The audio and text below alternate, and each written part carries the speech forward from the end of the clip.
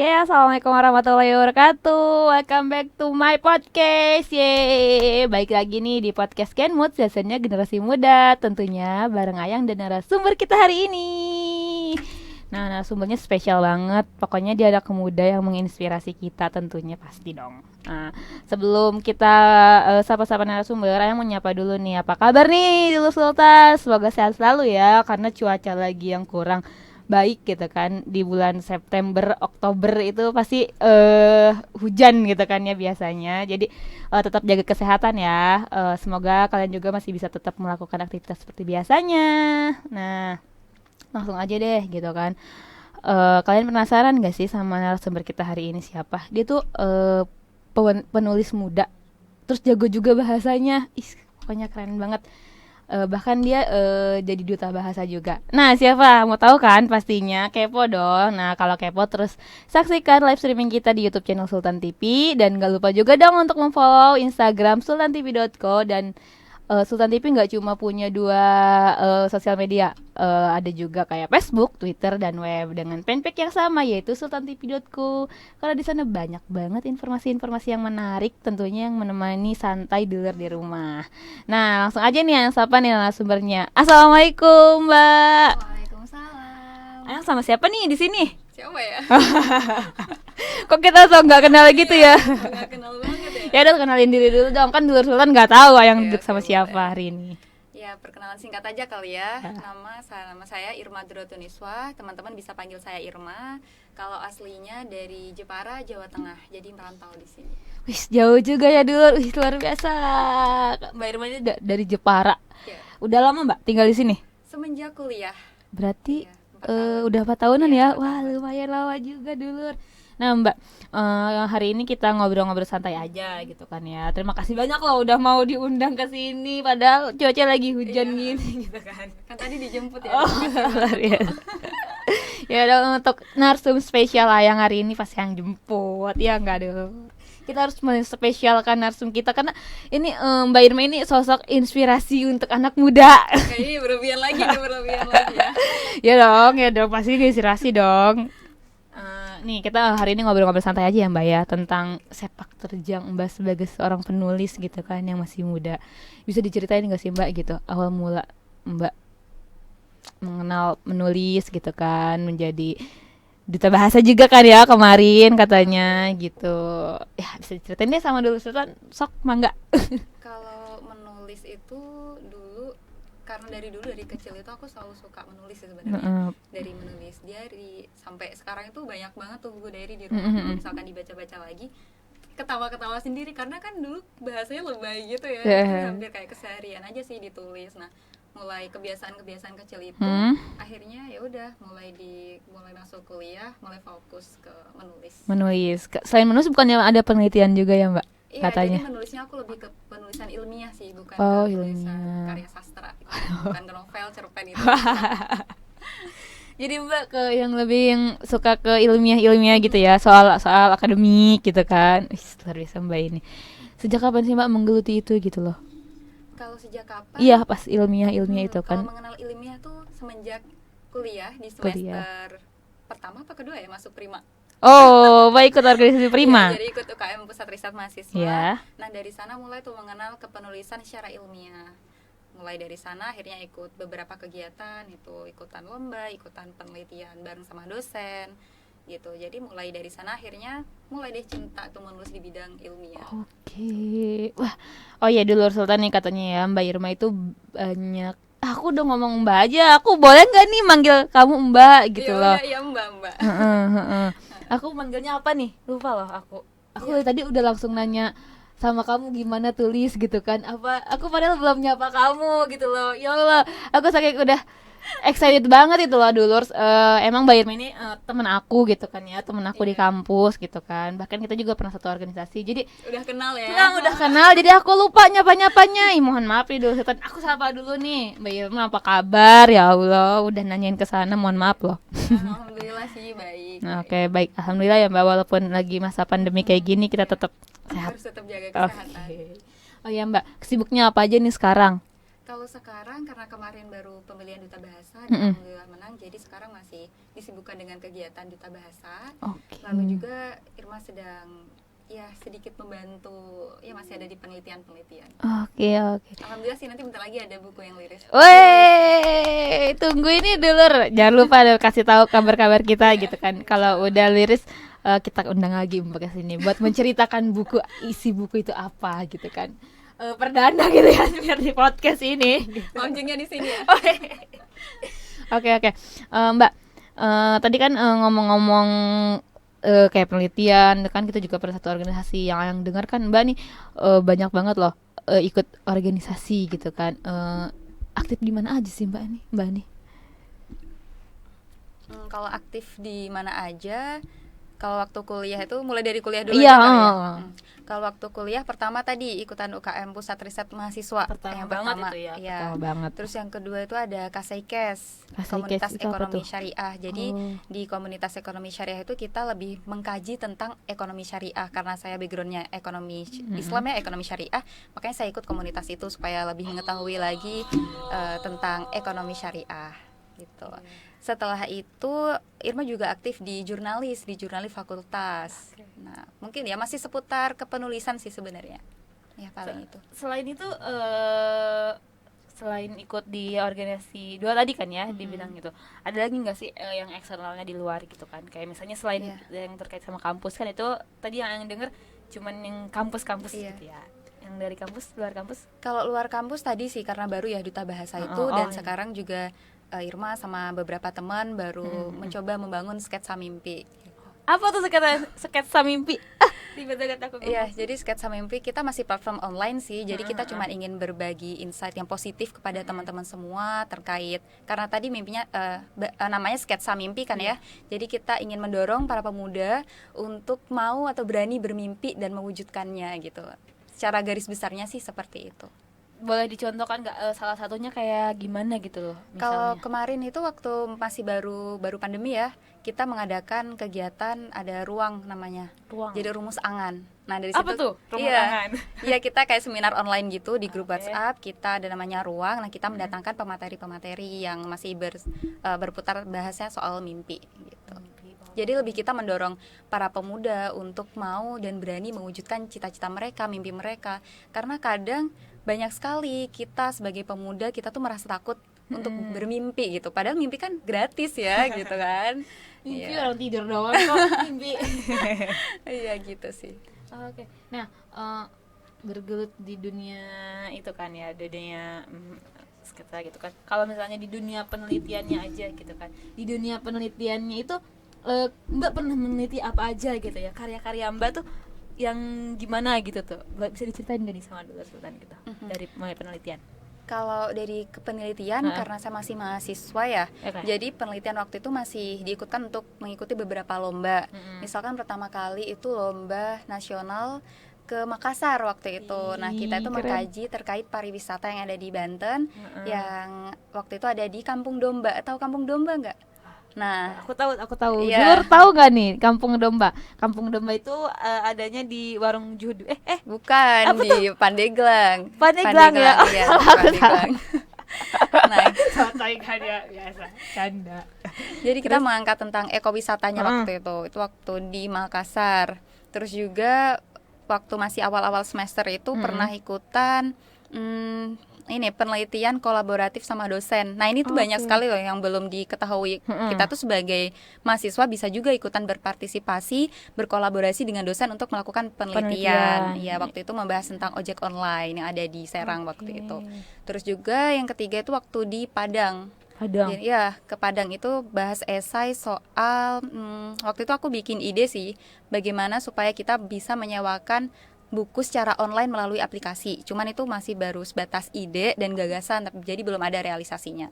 Oh, gitu. Jadi cuman baru ide aja. Iya. Terus gimana pengalamannya di sana? Pas di Padang. Kan itu gagasan baru ya dari Mbak gitu kan. Iya. Memang itu gagasan baru dan karena itu sifatnya lomba dan memang ide kreativitas dan inovasi itu menjadi poin utamanya. Tapi ini juga jadi catatan ya, karena ketika kita mengikuti sebuah lomba, baik itu esai ataupun karya tulis, biasanya nilai plusnya itu adalah gagasan kita itu sudah terrealisasi. Nah, di situ tuh yang menjadi poin kelemahan saya, karena waktu itu saya belum menyelesaikan aplikasi tersebut, belum memulai, baru rancangannya saja. Padahal di penilaian kepenulisan saya berada di nomor 2 pada awalnya ya, pada awalnya. Nah, ketika presentasi kemudian ditanya bagaimana realisasinya, ternyata belum ada, akhirnya disitulah nilainya turun. Oh, gitu. Jadi kalau kita mau ikut lomba saya kayak gitu, kita menerapkan gagasan itu harus udah direalisasikan gitu. Harus Itu jadi poin gitu utamanya ya. Gitu. Jadi poin yang bisa mengangkat esai itu.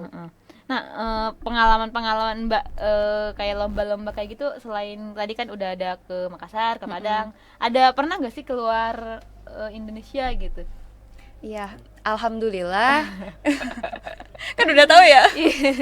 Kan dulu belum tahu iya. teman-teman. Alhamdulillah tahun 2019 kemarin ikut agenda pertukaran pelajar ke Thailand, ke Chulalongkorn University. Dan itu sistemnya kalau misalkan pertukaran pelajar biasanya kan kita belajar di sana ya, masuk kelas gitu. Nah, di sini polanya berbeda. Jadi di sana kita melakukan penelitian selama 3 minggu. 3 minggu. Iya, jadi 3 minggu di sana. Dan menariknya karena penelitian saya itu kualitatif ya, jadi harus berinteraksi langsung dengan masyarakat. Nah, bayangkan dong, kita tuh kan cuman berbekal bahasa Indonesia gitu. Dan kebanyakan masyarakat di sana itu ada sih yang bisa bahasa Inggris, cuman ketika sudah ke masyarakat yang sifatnya lokal itu jarang yang bisa bahasa Inggris. Jadi pakai bahasa Thailand. Dan pernah ada satu momen di mana waktu itu aku mau wawancara nih ke satu masjid yang ada di Bangkok waktu itu. Nah, kebetulan di sana waktu datangnya itu belum ada orang yang bisa bahasa Inggris. Dan akhirnya kita pakai 2 HP dong. Aku ngomong bahasa Inggris translate ke Thailand, terus dari Thailand kan translate lagi ke bahasa Inggris. Wow, enggak? Iya. Jadi gitu, saking itu berjuangnya. Jadi interaksi sama mereka harus pakai handphone gitu. Untuk translate tadi. Karena terhalang. Pengalaman Mbak waktu di Thailand udah bisa dong sedikit-sedikit bahasa Thailand gitu. Enggak bisa masalahnya. Tapi Mbak pernah kayak menjajal atau enggak kayak tertarik gitu loh, tertarik dengan bahasa Thailand enggak gitu semenjak tinggal di Thailand selama 3 minggu? Berapa Mbak? Iya, 3 minggu. Iya. Tertarik itu karena lucu sih ya. Iya, bahasanya unik gitu. Kan kalau misalkan padahal masih berdekatan kan dengan Malaysia, dengan Indonesia. Kalau Malaysia kan memang masih rumpun Melayu, jadi masih sama-sama lah ya kayak Indonesia. Terus kalau Thailand itu udah yang wah beda banget gitu. Bukannya dia itu bahasanya kayak sawadikap. Iya gitu tuh, cepet banget gitu ya. Gitu. Selain yang sawadikap tuh, apalagi yang pernah kamu dapetin? Taunya itu Sotani Topai. Apa tuh Sotani Topai? Next station. Oh iya. Karena tiap hari kita selalu pakai itu. Kereta. Iya, pakai kereta. Makanya ingetnya tuh itu. Terngiang-ngiang ya gitu ya. Apa sih pengalaman yang mengesankan? Ya pokoknya berharga deh gitu di Thailand gitu tuh. Mengesankannya itu menjadi minoritas muslim sih sebenarnya. Oh gitu. Iya. Jadi di sana benar-benar non muslimnya. Iya. Jadi dari total penduduk di Thailand itu tidak lebih dari 5% yang beragama Islam. Nah, bayangkan kita di kota yang baru kita datangin, dan di sana cuman aku berdua sama teman aku cewek, dan nggak didampingin sama dosen. Dosen itu cuman nganterin 3 hari pertama, habis itu pulang. Dan kita benar-benar survive sendirian. Kayak cuma nitipin aja gitu ya. Iya, bener, cuman gitu aja. Terus luar biasa. Yang jadi tantangan tersendiri yang pertama itu makan kali ya, karena kan makan kebutuhan kan, kebutuhan ya kita harus cari halal food gitu. Iya betul, nah itu sih agak sulitnya. Makanya kita dari Indonesia kita udah prepare banyak banget tuh, dari Indomie. Pasti ya, Indomie iya, ya. pasti. Dari mie instan. Terus ada kita juga pakai ya banyak lah lauk-lauk yang kering gitu, yang bisa bertahan lama kita bawa buat persediaan. Tapi kalau di sana pernah makan keluar juga nggak gitu, cari yang halal gitu? Pernah. Tapi ada di sana. Ada, cuman nggak banyak. Dan untungnya kalau di kampus itu kita ada satu emang counter di kantin gitu, ya yang emang cuman menjual makanan halal, jadi kita bisa beli di sana. Oh, jadi di sana juga ada kantin untuk muslim gitu kali ya, ada. Kantin yang ininya gitu. Alhamdulillah gitu, mereka masih toleransi lah ya, masih memberikan pelayanan untuk muslim gitu. Nah, kan Mbak tadi ngomong secara kita jadi minoritas di sana. sulit nggak sih gitu ya, kayak untuk mencari tempat ibadah gitu. Selain sulit untuk mencari makanan gitu kan, kayak tempat ibadah, atau enggak mereka agak-agak risih nggak ngelihat kita sebagai orang muslim gitu, yang notabene kita kan berhijab gitu kan, berjilbab juga gitu. Mereka agak-agak ini gitu nggak sama kamu? Nah, biasanya tuh ketika kita mendengar minoritas itu kita langsung terngiang yang diskriminatif Iya, kayak betul. gitu ya. Nah, justru pengalaman aku menjadi minoritas di sana sebenarnya nggak begitu menakutkan, justru kayak menjadi tantangan kita sebagai muslim nih. Kita tuh sebagai muslim gimana ya ketika kita menjadi minoritas, dan bahkan saya tuh ngerasa oh gila ya, perjuangan teman-teman di sana di negara lain yang menjadi minoritas itu ternyata sangat besar gitu, dan itu malah bisa menjadikan diri kita ngerasa lebih dekat gitu sama Allah, ngerasanya gitu sih. Jadi kita ngerasain perjuangan susahnya mencari masjid sampai rindu banget dengerin suara azan. Oh iya, subhanallah ya Allah. Oke, teman-teman, Mbak gitu kan, aku masih punya pertanyaan banyak gitu ya, mengulik kisah Mbak Irma gitu kan, yang apalagi yang pengalamannya udah ke luar negeri segala macam gitu kan. Tapi kita harus beli iklan dulu. Tetap di podcast Kenmut, stasiunnya generasi muda.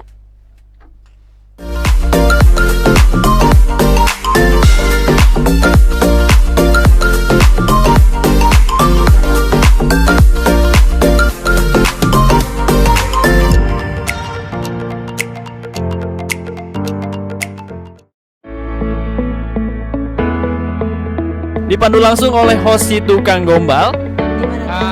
Pakai baju warna hijau hari ini tuh cerah sekali ya. Karena kan cinta itu buta kan.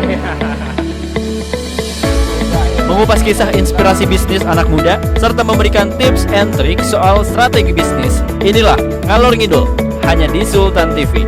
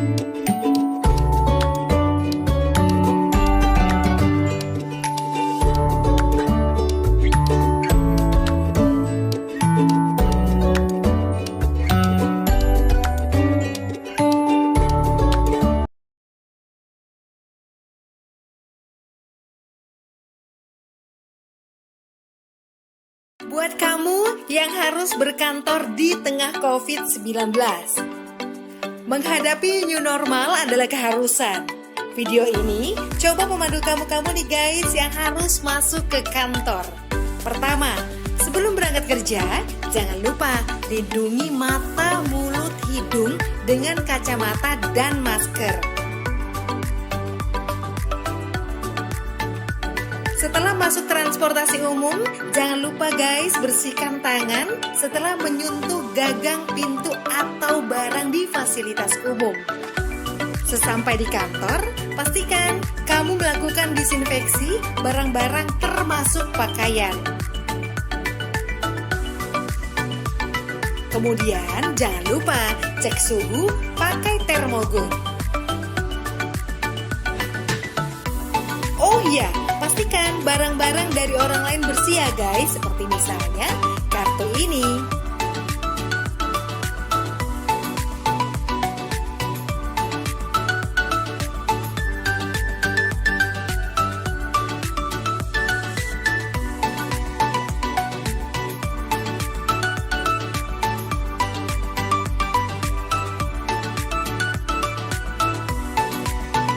Nah, saat menekan tombol lift, tidak menggunakan jari, melainkan pakai siku. Saat sampai di ruangan atau meja kerja, bersihkan kembali barang-barang secara detail. Ingat guys, barang Anda jangan diletakkan di lantai. Oh iya, sebelum beraktivitas, biasakan mencuci tangan ke toilet. Saat di toilet, ingat bukanya pakai siku. Kemudian saat di wastafel, buka atau tutup keran dengan siku. Di meja kerja sering banget nih kita menerima telepon. Ingat ya, bersihkan gagang teleponnya. Begitu pula saat kamu menerima paket atau dokumen atau juga uang. Pastikan guys, dalam kondisi bersih dan pakai hand sanitizer. Begitupun saat kamu sedang meeting. Jangan lupa jaga jarak aman minimal 1 meter. Lebih baik lagi 2 meter.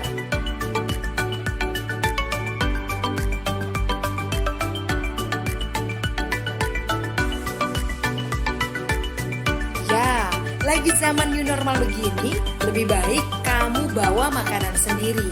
Dan pastikan pantry bersih.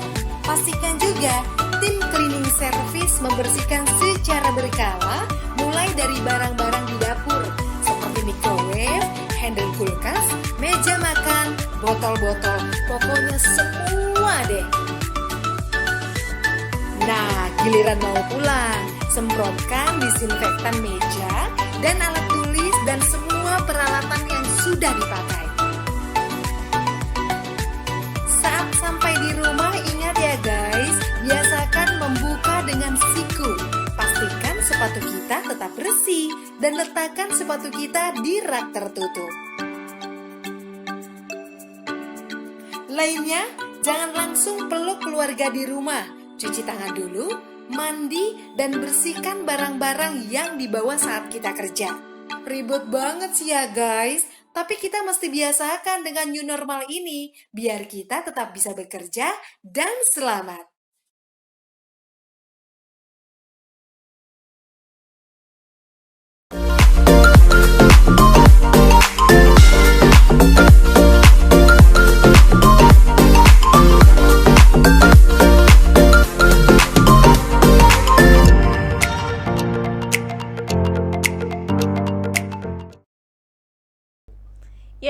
Balik lagi di podcast Genmood, sesinya generasi muda, masih bareng Ayang dan Mbak Irma hari ini. Nah, buat kalian yang masih penasaran, terus tonton dan pantengin YouTube channel kita di sultantv.co. Jangan lupa juga untuk di subscribe dan dinyalakan loncengnya, karena setiap ada informasi atau uploadan baru itu pasti ada di notif kalian.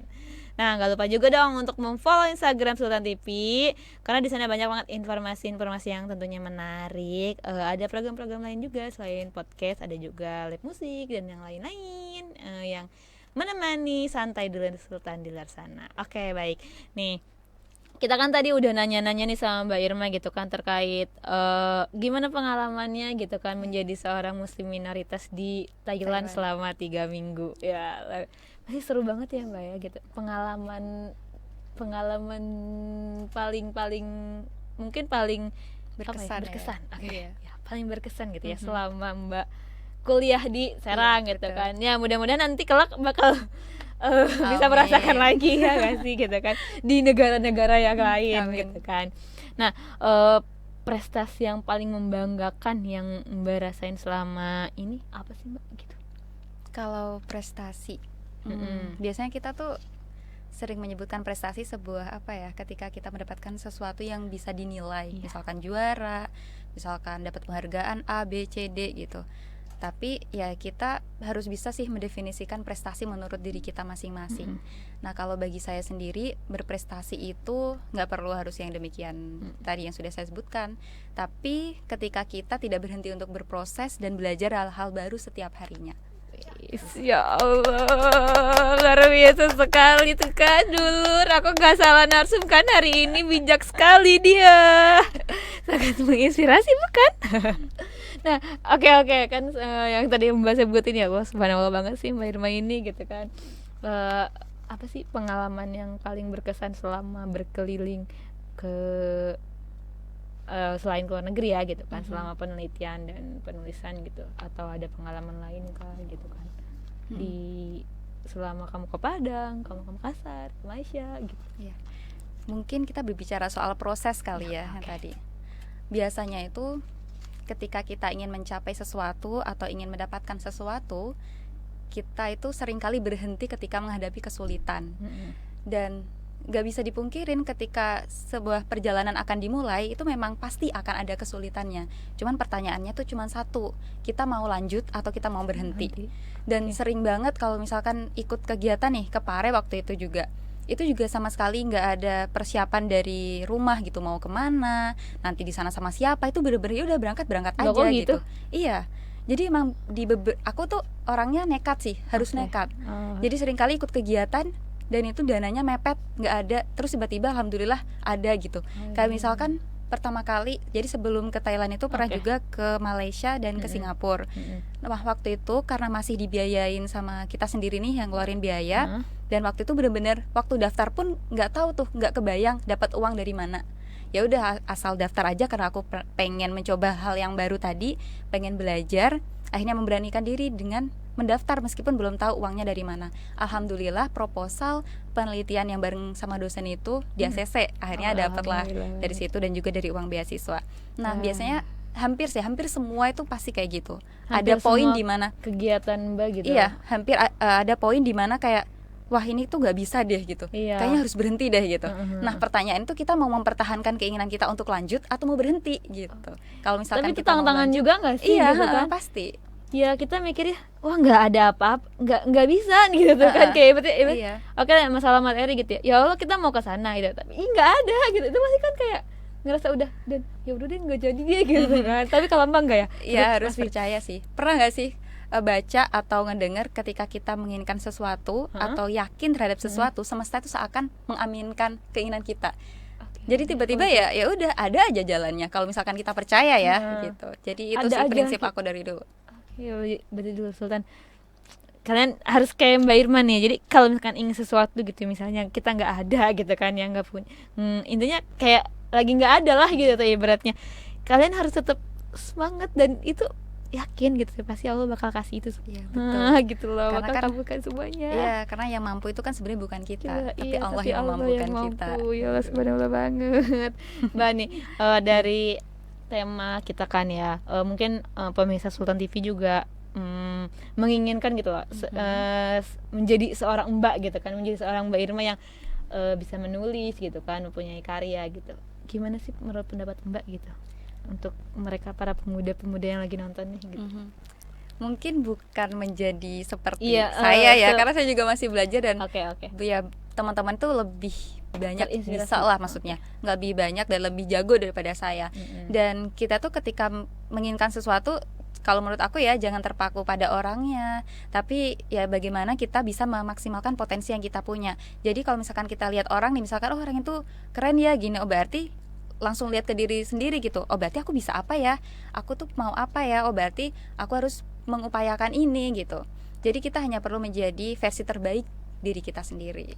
Oke, jadi teman-teman kita nih yang aku kutip ya, aku ambil gitu kan ya, kita harus menjadi versi terbaik menurut diri kita sendiri. Percaya diri intinya mah gitu.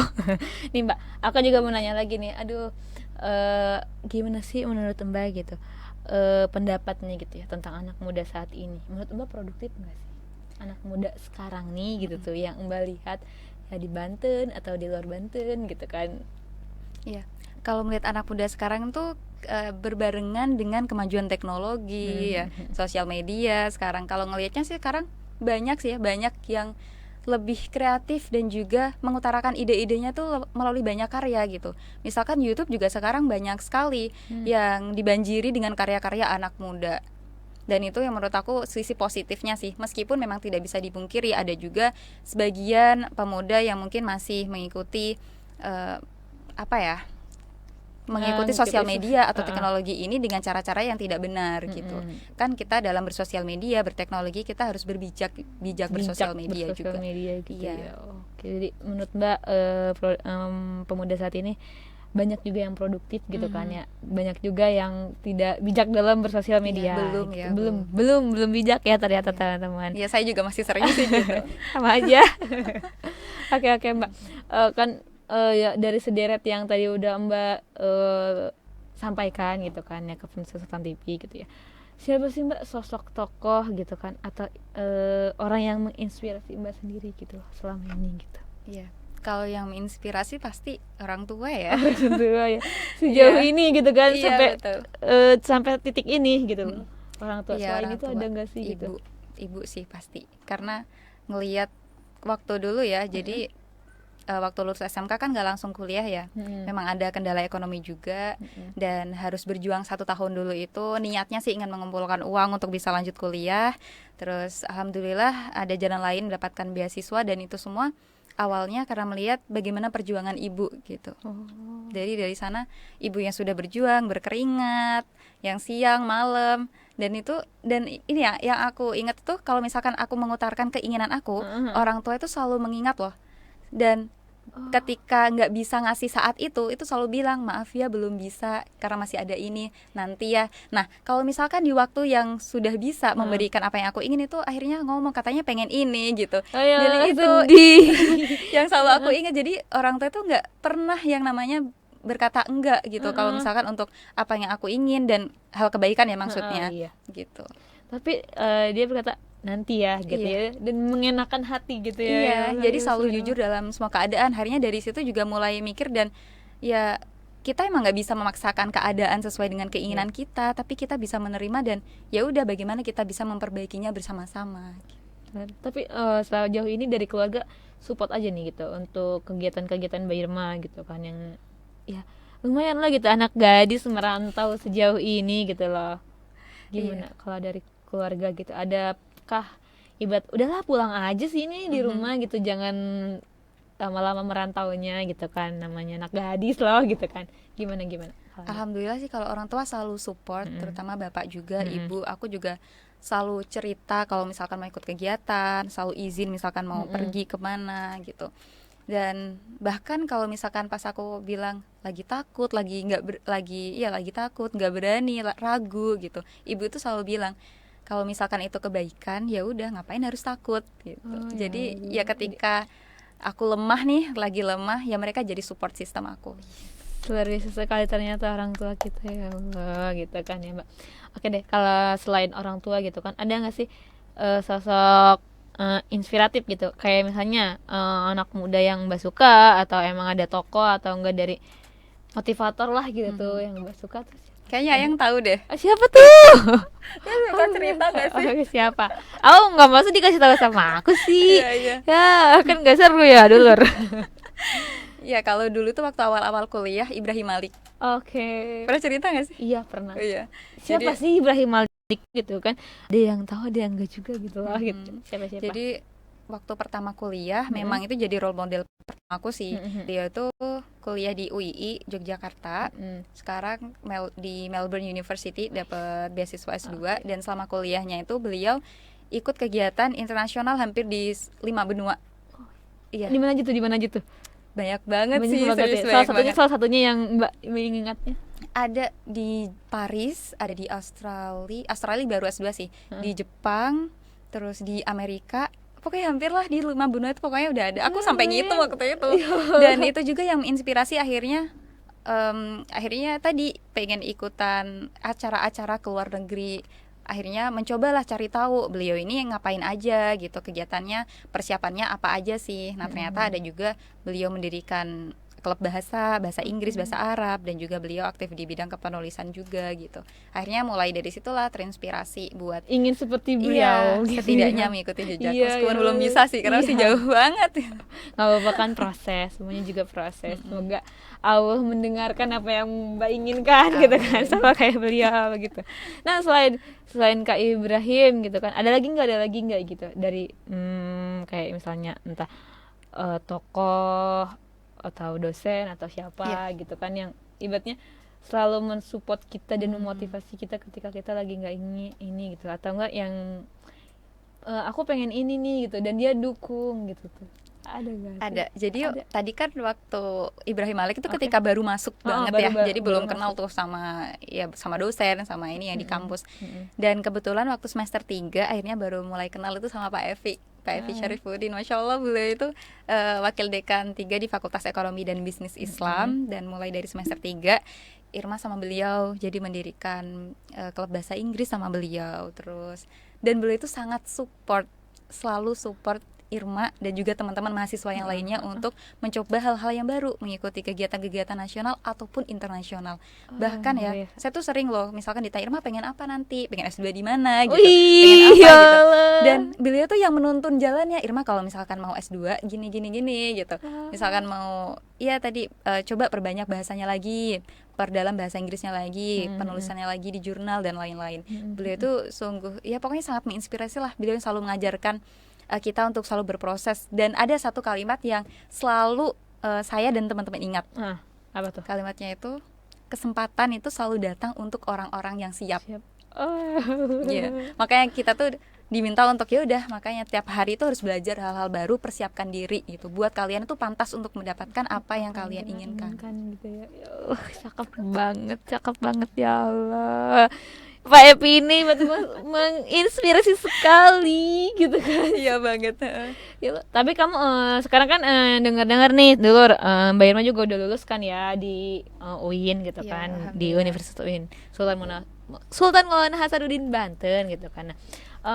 Otomatis kan beliau adalah dosen dekan gitu ya, dekan di sana. Kan udah lulus, apa masih berkomunikasi atau gimana nih gitu tuh? Apa kan Mbak juga tadi ngomong-ngomong ngediriin klub bahasa, itu masih aktif nggak di situ atau cuman setelah Mbak lulus ya udah gitu adik-adik yang mengurusnya atau gimana? Ya alhamdulillah sampai sekarang masih tetap berkomunikasi dengan beliau dan nanti juga rilis buku sama beliau. Iya. Atau kolaborasi atau punya Mbak sendiri tuh? Nah buku? bukan, jadi kita memang sedang mencoba untuk membangun sebuah komunitas baru, rumah kolaborasi kita namanya. Di sana kita memang fokus mengkaji tentang ekonomi Islam, terkait propur, kajian kemiskinan seperti itu biasanya. Nah kita fokus di bidang riset dan tadi riset dan ekonomi untuk sekarang ya. Dan alhamdulillah nanti akan rilis buku terkait Desa Harapan namanya. Desa Harapan. Jadi bareng ya, gabungan itu. Nah berarti. untuk itu jadi rumah kolaborasi ini kita kerjasama dengan Laserva. Udah kerjasama dengan instansi lain. Iya. Untuk penulisan buku ini karena kita mengangkat sebuah cerita di pokoknya ada cerita di satu desa iya. gitu mungkin ya kan, itu Nanti rumah harapan desa rumah kolaborasi namanya. Kolaborasi. Nanti untuk bukunya judulnya ada Lentera di Desa Harapan. Oke. Kayaknya menarik gitu ya, Lentera di Desa Harapan. Apa tuh gitu kan? Otomatis itu yang diharapkan masyarakat desa dong gitu ya. Kok jadi ngebahas judulnya ya? Nanti aja dong. Ini nanti lagi gitu kan. Oke, kita ngebahas tentang sosok Mbak Irmanya aja dulu gitu kan. Nah, tadi ya awal-awal kan aku udah nyinggung duta bahasa gitu kan ya, Mbak ikut duta bahasa. Apa sih Mbak yang menginspirasi Mbak untuk ikut duta bahasa gitu? Ataukah emang itu bahasa apa sih? Bahasa apa dulu? Kalau duta bahasa itu kita mengutamakan bahasa Indonesia, melestarikan bahasa daerah, menguasai bahasa asing. Gitu. Jadi ada 3 bahasa daerah, bahasa Indonesia dan bahasa asing. Lah emang menurut Mbak sendiri gitu, kita nih orang-orang Indonesia gitu ya, kayak aku lah gitu ya. Emang masih kurangkah dengan bahasa Indonesia atau gimana gitu tuh? Atau emang kita masih belum benar gitu menggunakan bahasa Indonesianya? Menurut aku sih ya kita semua pasti bisa ya menggunakan bahasa Indonesia. Cuman memang terkadang ada beberapa baik itu dalam penulisan atau pengucapan yang memang kurang benar, dan itu seringkali kita anggap biasa gitu. Kayak misalkan gini deh, kita kan sekarang seneng banget ya ngomong misalkan download terus upload pakai bahasa Inggris gitu Pak, gitu kan. Padahal ada loh padanan bahasa Indonesianya. Misalkan mengupload padanan bahasa Indonesianya apa, tahu nggak? Ngirim? Bukan, apa yuk? Apa tuh? Nah kalau mengupload itu padanan bahasa Indonesianya mengunggah. Ya kan? Jadi kita keseringan tuh menggunakan download, upload gitu, padahal ada padanan bahasa Indonesianya. Jadi kita lebih mengenalkan itu kembali ke pemuda, ke masyarakat. Oke nih dulu kita mau beri iklan dulu. Cuman karena yang masih punya pertanyaan terkait tadi tuh ya duta bahasa dan bahasa-bahasa yang akan Mbak berikan gitu kan, kayak contoh-contohnya gitu ya. Tapi kita iklan dulu, tetap saksikan podcast Kenmu, satunya generasi muda.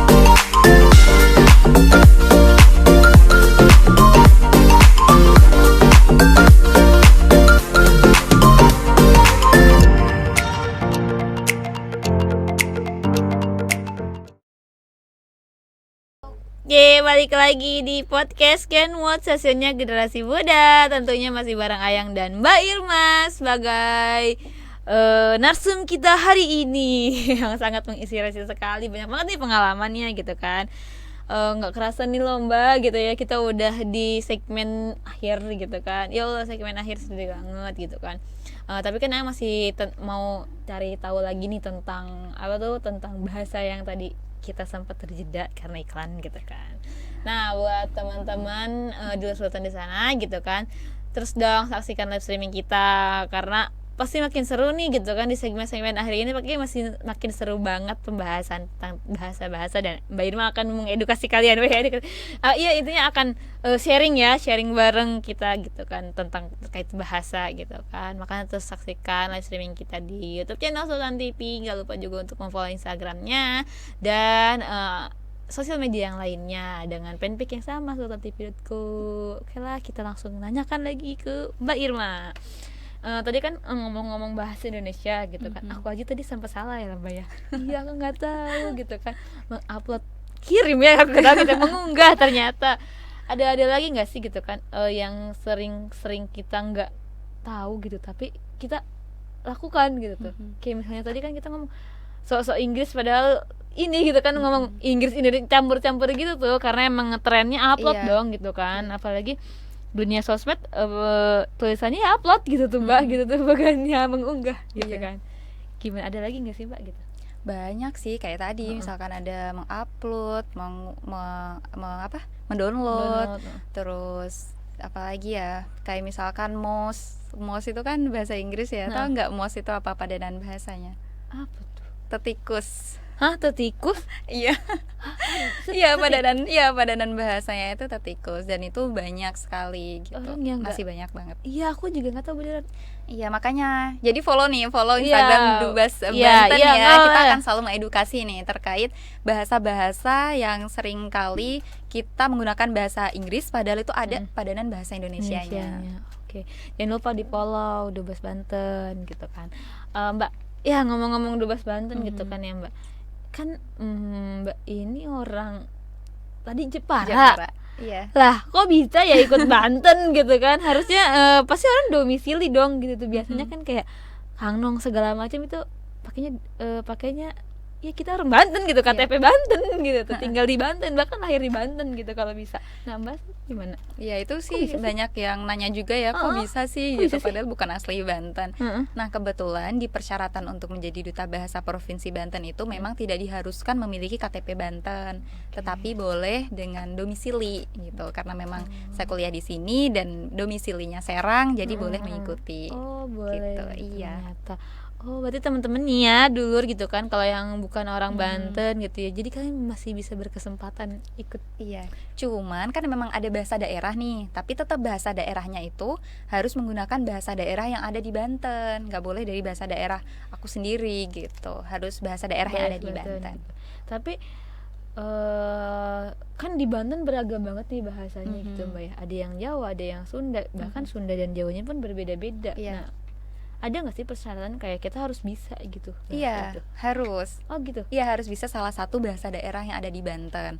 Nah, kebetulan karena aku basicnya Jawa, dan ternyata ketika saya cari-cari gitu ya, bahasa Jawa Serang, bahasa Jawa Banten dengan bahasa Jawa di Jepara, di Jawa Tengah itu memang berbeda. Ketika bahasa Jawanya ngoko, itu kalau bahasa daerah Jawa. Bahasanya bahasa apa ya? Selain bebasan tuh bahasa Jawa apa deh? Jaseng ya? Iya, kalau jasengnya tuh beda, tapi kalau udah Jawa bebasan nih, hampir-hampir sama kayak Jawa aku. Jadi aku masih bisa menyesuaikan lah, cuman logatnya aja yang Logatnya berbeda. mungkin yang berbeda. Kalau bahasa Jawa Jepara itu kan pakainya o, Jawa Tengah itu biasanya o. Kulo gitu. Nah, kalau di Serang tuh kule gitu. Gitu kan. Oke. Paling gitu sih bedanya. Oh, jadi berarti kalau untuk jadi duta bahasa juga harus bisa gitu ya, bahasa-bahasanya di Banten. Iya. Gitu. Nah, kalau untuk bahasa nasionalnya? Bahasa nasional? Internasional. Astagfirullahaladzim. Bahasa internasional bahasa Inggris. Itu aja. Ya. Enggak sebenarnya ada yang kayaknya lain. boleh deh, cuman rata-rata pakai bahasa Inggris semua. Gitu. Oke.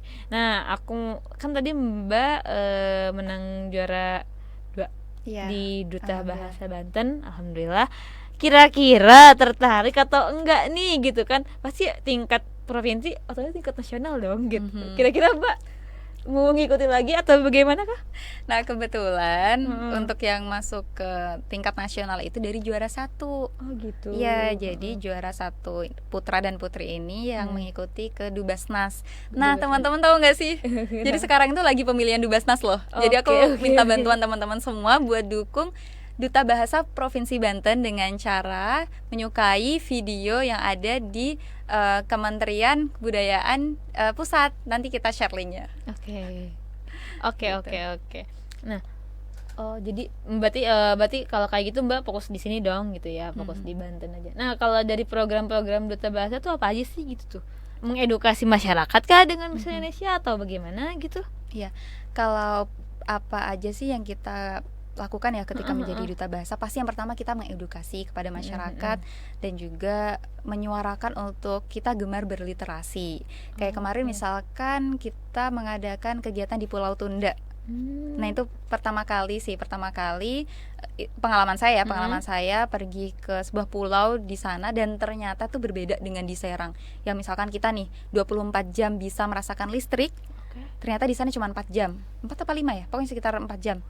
Itu di siang atau Di pulau malam. Jadi mulai jam 6 sore. Jam 6 sore itu ada listrik. Iya. Mati lagi Sekitar jam 10-an. Bayangkan Allah, loh. sebentar banget. Iya. Lagi mana mereka nonton TV, Betul. mereka nyalahin elektronik yang lain gitu kan. Iya, apalagi di masa pandemi kayak gini kan hampir semua kegiatan itu kita secara Online. daring kan. Iya, Gitu. kasihan banget Makanya sana. kemarin kita itu mengadakan petisi. Dan alhamdulillah kemarin itu kita sudah mengutarakan hasil petisi kita kepada Bupati Serang. Ya, Bupati Kabupaten Serang. Tapi pengalaman mereka gimana gitu? Mereka tetap belajar atau gimana, online atau mereka maksudnya terkena dampak pandemi kan pastinya gitu kan, belajar harus online. Iya, gitu. betul. Terus mereka lakukan atau gimana? Iya, kalau belajarnya memang ada yang bersistem online juga dan juga ada yang tidak. Misalkan kita guru itu ngasih secara offline gitu, tetap ada karena memang kan gurunya ada di sana juga gitu kan. Orang sana juga. Iya, gitu dan itu sih kendalanya. Jadi memang pendidikan dan kesehatan juga masih jadi kendala karena memang jarak tadi gitu dan listrik apalagi gitu kan. Makanya teman-teman di sana itu ketika kita datang itu sangat antusias anak-anaknya gitu, ikutan kegiatan kita tuh sampai selesai, ikutan kegiatan meskipun kita tuh kadang jalan jauh gitu. Di sana itu hanya ada 2 desa, Pulau Tunda yang dari sebelah barat dan timur. Dan kita sudah ke 2 tempat itu untuk melakukan kegiatan yang mengedukasi anak-anak ya, khususnya untuk mengenal kembali bahasa Indonesia dan juga mau untuk berliterasi. Oke. Berapa lama tuh Mbak kira-kira waktu program Dubas di Pulau Tunda? Kalau rencananya sih kita pengennya itu bakal jadi program pada tahun ini. Gitu. Cuman kalau kemarin itu kita sudah berapa minggu ya, 2 atau 3 minggu gitu. Jadi weekend itu biasanya kita datang 1 malam gitu, kita datang. Gitu. Jadi setiap weekend gitu datangnya ke sana. Ya waktu kemarin ya, biasanya 2 minggu sekali sih. Karena jarak juga kan dan biaya juga. Karena emang jauh banget, Mbak. Kenapa? Kalau dari aksesnya gitu, aksesnya jauh banget. Jadi kita berangkatnya dari Karangantu dan itu di perjalanan 2 jam.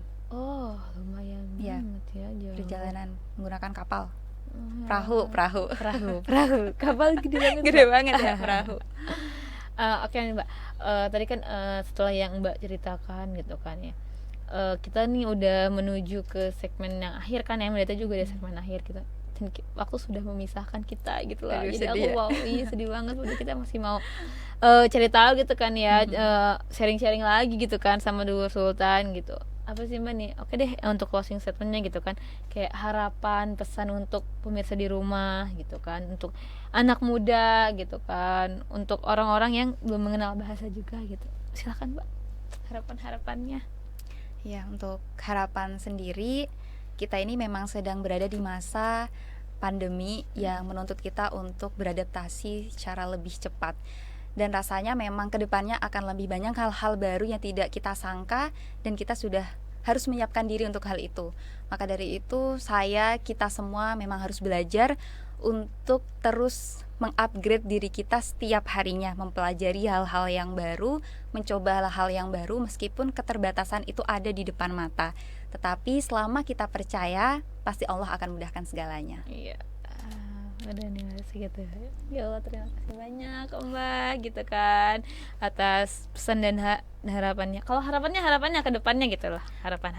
Kalau harapan ya tadi sih masih sama ke depannya. Semoga meskipun di masa pandemi ini yang entah sampai kapan, kita tetap optimis untuk mendapatkan sesuatu yang lebih baik ke depannya gitu. Kita nggak boleh yang berhenti ketika ada keterbatasan, misalkan sulit kita tidak bisa bertemu, kita tidak bisa melaksanakan kegiatan secara luring seperti biasanya. Tetapi dengan situasi dan kondisi apapun itu, kita harus tetap bisa memaksimalkan potensi yang kita punya.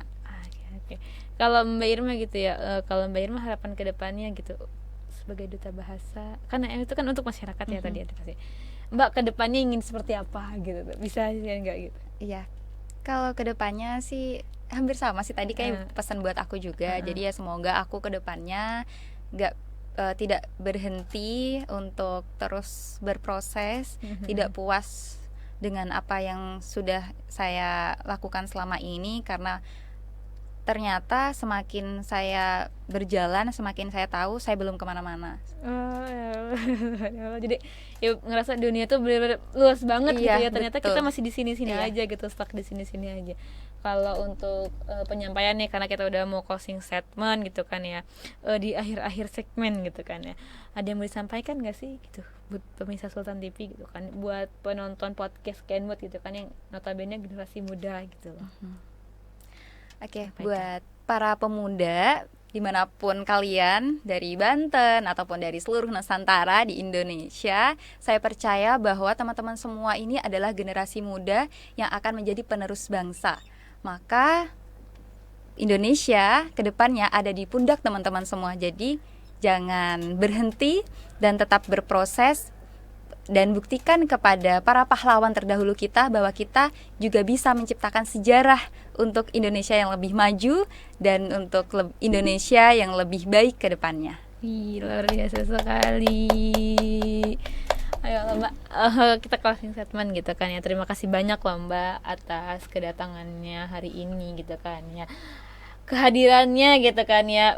Kita udah berbincang di podcast Kenwood gitu kan siang ini gitu kan. Mbak udah meluangkan waktunya untuk berada di sini gitu loh, duduk bareng sama aku gitu. Makasih banyak loh Mbak, jangan kapok ya kesini lagi. Makasih juga gitu ya. Ayang. Kita disimpulkan gitu ya, jadi semuanya gitu kan kita harus tetap semangat gitu kan ya sebagai anak muda. Jangan pernah patah untuk kalau kita ngerasa bosen gitu kan ya, kalau kita udah gitu, terus aja gitu ya, percaya karena Allah akan mengabulkan semuanya gitu yang kita inginkan, dan semesta akan mengaminkan apa yang kita minta, kita impikan gitu kan. Ingat, bermimpi itu nggak mahal gitu kan, bermimpi itu gratis gitu kan ya. Oke, baik, saya Ayang izin undur diri gitu kan ya. Jangan lupa terus saksikan podcast Kenwood setiap hari Kamis jam 1 siang di YouTube channel Sultan TV.